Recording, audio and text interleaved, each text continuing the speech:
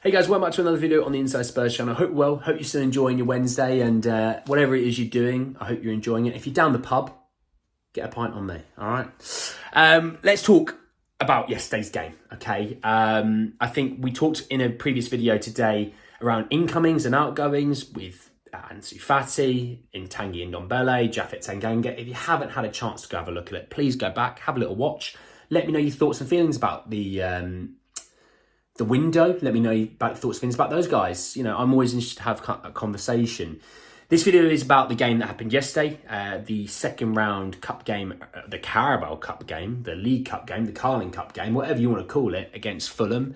We'll be talking about the game, talking some stats, talking about some performances, some good things, some bad things, and really just kind of I'm hoping to bring everyone kind of back down to the same level or bring them up to the same level where we're all still very excited for this season. All right, so we'll get into that. You'll probably see this might be a little bit more rushed than normal, purely because I just recorded this video and I was just about to sign off and I accidentally pressed the stop recording button. Gutted. Let's talk Fulham anyway. So yesterday we played Fulham, 7:45 UK time kickoff, away to Fulham and London derby in the Carabao Cup. We went out on penalties, losing 5-3 on penalties.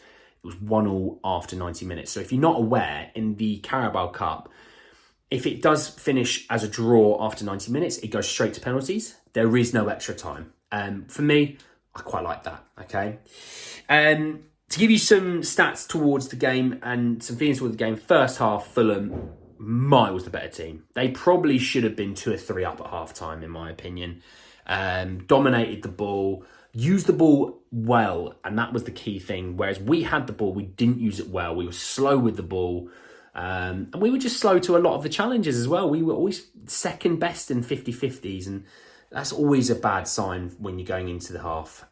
Second half, we rode a small storm right at the start, and I think for the next 35-40 minutes, we were the better team. We created no shots on target in the first half. We created next to nothing in the first half, if I'm honest. So you can see there's going to be a huge change and difference when I go through some of these stats. That you see that we were much the better team in the second half. We were much a better team in the second half, just in our own eyes, forgetting Fulham. In terms of the Fulham goal, Tom Cairney basically he got it on the left wing. He cuts inside. He cuts back out towards the byline. He drives the ball across the 6-yard box. And Mickey van der Ven's back foot takes a touch on it, and it just fumbles its way into the back of the net. He does get another own goal, his second in 4 games. In terms of our goal, Richie scored it. It was the second half goal where Perisic gets it on the left wing. He cuts onto his right foot. He whips a beautiful ball to the back post. Richie, unmarked, heads it towards goal. And, well, basically towards where the ball came from, towards goal. And, the defender couldn't clear it. So, all in all, glad to see Richie got a goal.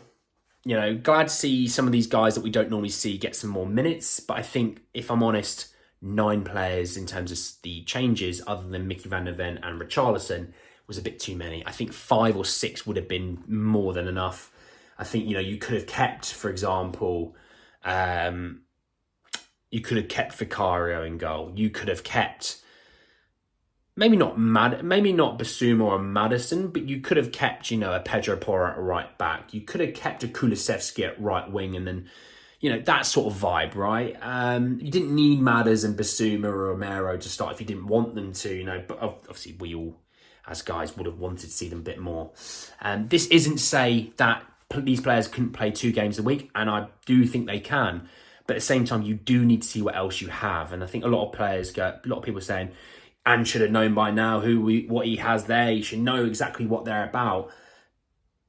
Granted, you think that. I'm going to dispel it, though, because training's one thing. Pre-season fixtures are another, where people are going at about 60-70%. You need to see him in a competitive game where there's pressure on the line and there's something to play for. We had that opportunity yesterday. We finally saw it. And I think Andrew will have learned so much about that he knows what players he'll want from those guys that did start.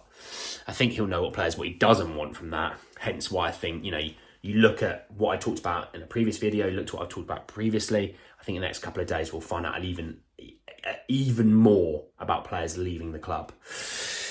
In terms of stats, Fulham had 14 shots to our 10. Both had 3 on target, so we weren't exactly prolific in front of goal. With 60% possession to their 40%, they had mid 70% pass accuracy to our low 80%, and we did double their corners 6-3. So look, we had the ball, we had the opportunity to do things, but we didn't use it properly. And what I found was Lo Celso was the creative player. He got into good positions, created some opportunities, got some opportunities in for Richarlison, one-on-one with defenders. But when we had the ball in the midfield and Fulham had their guys behind the ball, as soon as the ball got near Lo Celso, they pressed that ball like crazy because they knew if a midfield three, he's the only one that can actually create a chance. He's the only one that plays the ball forward with any real intent. Skip and Højbjerg don't do that, personally. I don't know what you think about that, but I've seen it for a good couple of years. They don't really pass the ball forward enough with conviction. Of course, they do it here and there, like every player do it here and there. But you do also see them pass the ball 5 yards sideways a lot, or backwards a lot. Be safe, don't want to lose the ball. In terms of the team that started with Fraser Forster in goal, left back Ben Davies, centre backs Mickey van der Ven and Davinson Sanchez, right back Emerson Royale, our left centre mid was Giovanni Lo Celso, right centre mid Pierre Højbjerg, with our centre defensive mid number 6 being Oliver Skipp, and our left wing being Ivan Perisic, right wing being Manuel Solomon, and up front being Richarlison. I didn't think Fraser Forster had a ton to do. He made some really good saves, if I'm honest. Look, in the penalty shootout, he wasn't great, but some of the times penalty shootouts are potluck. We know that. The back four, I thought Mickey van der Ven had a decent game again. He got a booking for a bit of a rash challenge. I know he won the ball, but he did go over the ball a little bit, so I can kind of see the booking in a way. Sanchez, yes, may have got turned inside out for their goal, but all in all had a very good game. And even Ange said he was our best player. Without him, we weren't going to penalties. I will come to the penalties in a second. I also don't want to hear too much about, Pedro Porro can't defend. Pedro Porro starts 2 games, 2 clean sheets. Emerson Royale starts 2 games, 3 goals conceded. Don't want to hear it as much, okay? Yes, there's things in those games that happen that help us be defensively more sound, but at the same time, he can defend, and we look a better team when Pedro Porro is in the team. And that, unfortunately, is a fact for some people that love Emerson Royale. Ben Davies, I didn't think had a good game. Late to a lot of challenges, wasn't really useful with the ball. His delivery, I don't know what you guys think. I've just never really rated it. It's a bit mid, isn't it? The midfield three, like I said, Skipp and Højbjerg, I didn't think had a good game. I thought Skipp was quite reckless at times, quite petulant in the challenge. He was late to a lot of challenges as well, which was a bit surprising by that. I thought Højbjerg wasn't his intercepting defensive usual self as well. And like I said, don't pass the ball forward enough for my liking. Giovanni Lo Celso, when in space, I thought was decent. But they really tried to get him out of the game and man mark him. And I was surprised to see him get subbed at half-time to Dane Scarlett. The front three, Manuel Solomon, much better at left wing than right wing in yesterday's game. That's not to say he can't play right wing, but just a little thought I had on that front. Perisic had his moments, putting some good balls in, but at the same time, maybe didn't contribute as much as we all thought. Richie, yes, obviously scored a goal. He was all right. He didn't blow anyone's socks off. And I think actually Ange put it best. Ange said, I think he's played better in other games when he's not scored a goal, which I felt was quite an ironic thing to say, but potentially true. Coming off the bench, obviously, Dane Scarlett came on at half-time for Gio. You could see there were some really good attacking runs and good attacking thoughts. The ball just wasn't there to meet him. You can tell there's a player there, though. I would say that. I don't think he was in the game. He didn't really impact the game all that much, but not too bad. Other players came off the bench were the big boys, Heung-min Son, James Maddison, Kulusevski and Pape Matar.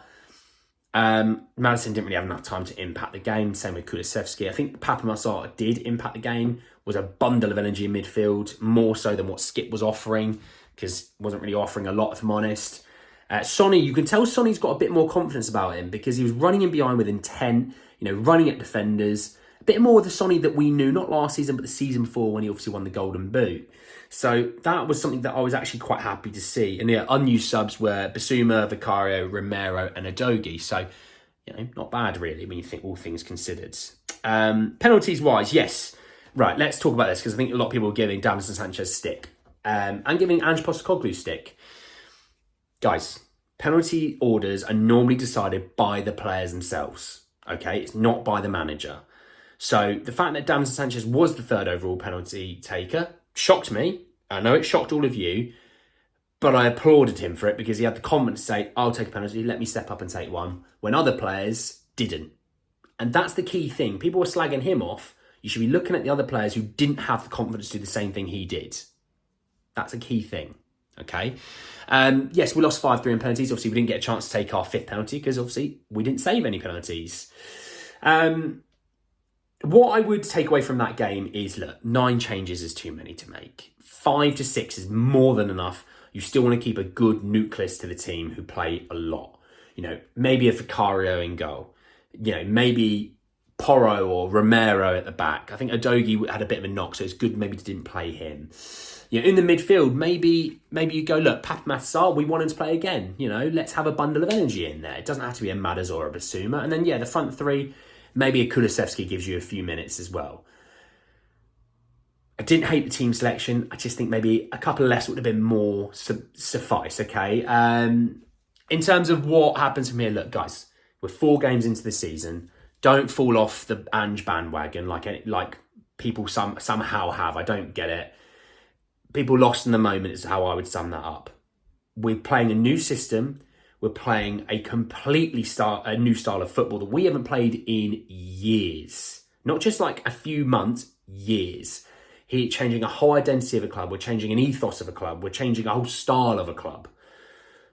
Keep on the bandwagon. Keep supporting Ange and the boys.